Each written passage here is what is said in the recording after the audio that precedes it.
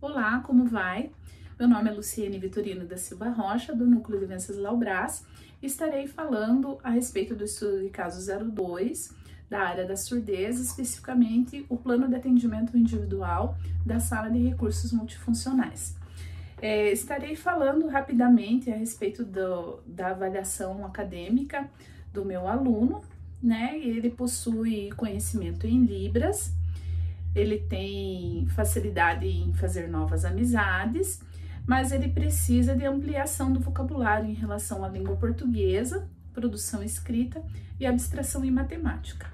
A ênfase do meu trabalho será a respeito da pedagogia visual, com trabalho com imagens, principalmente no que diz respeito a imagem, sinal e palavra, trabalhando também ali a ênfase do português com a literatura surda, trazendo os atores e autores surdos para que o meu aluno se identifique com esses personagens, né, com essas personagens, e ele tenha ali uma motivação, tenha esse encontro com seus pares e tenha maior interesse em aprender.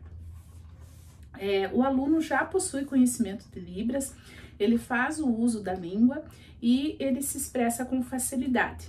Eu estarei utilizando, né, a língua de sinais como base do meu trabalho, mas ele não será tão aprofundado quanto a necessidade da língua portuguesa neste momento.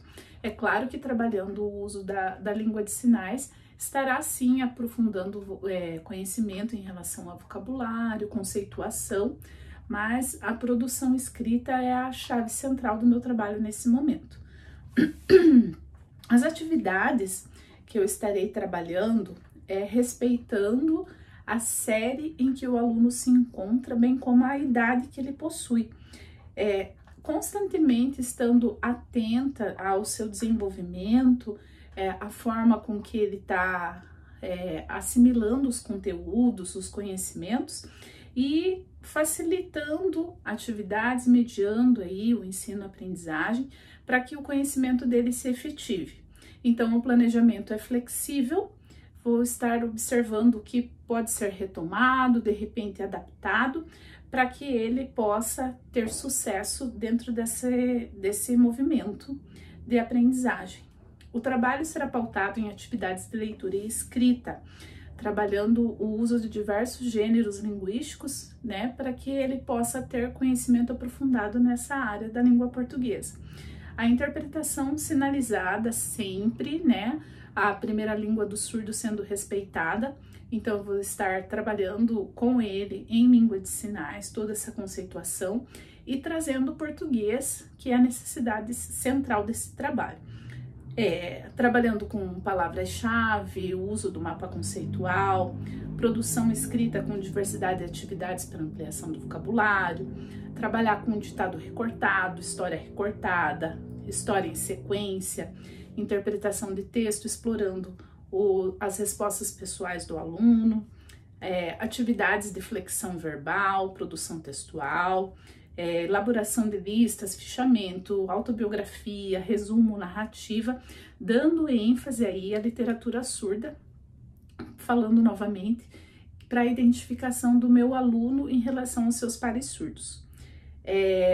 Propostas realizadas após o trabalho de um assunto específico, sendo sempre explorado em Libras, com a interpretação sinalizada escrita, utilizando de vídeo também, né, visto que a gente precisa estar trabalhando com a pedagogia visual, que é essa forma de aprendizagem através das imagens aí.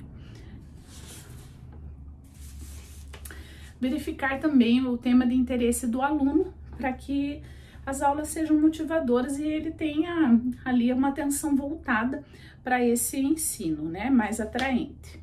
Em matemática, trabalharei os jogos com o objetivo de aprimorar o pensamento lógico e o cálculo mental. Então, vou trazer ali jogos para que ele possa estar trabalhando com seus pares, visto que a sala de recursos trabalha com grupos, então os estudantes se reúnem ali em 2, 3, no período de contraturno, para que eles estejam ali em interação entre eles mesmos e também desenvolvendo esses jogos com o objetivo do raciocínio lógico e cálculo mental.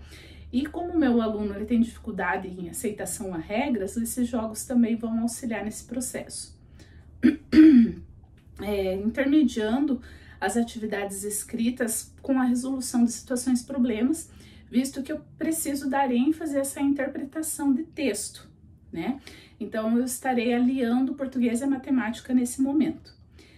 Vou iniciar o trabalho fazendo uso de materiais manipuláveis, porque ele precisa desse material concreto, porque ele precisa abstrair. Então, eu preciso iniciar esse trabalho com materiais manipuláveis para que ele vá desenvolvendo essa abstração e realizando esse cálculo mental.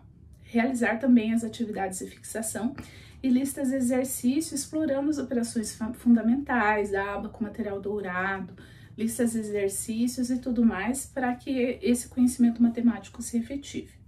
Em relação aos aspectos sociais e psicoafetivos, ele possui facilidade em fazer novas amizades e se relaciona bem com seus familiares e se comunica bem.